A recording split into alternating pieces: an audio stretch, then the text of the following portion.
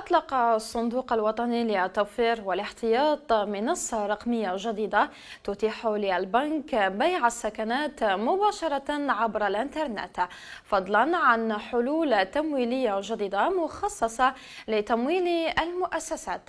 تم إطلاق المنتجات الجديدة خلال اليوم الإعلامي المنظم بالمركز الوطني للمؤتمرات عبد اللطيف رحال بحضور وزير المالية العزيز فايد، رئيس مجلس إدارة البنك مصطفى شعبان، المدير العام سمير تم رابط، المندوب العام لجمعية البنوك والمؤسسات المالية رشيد بالعيد، وممثل عن التنسيقية الوطنية لأرباب العمل وعدد من رجال الأعمال.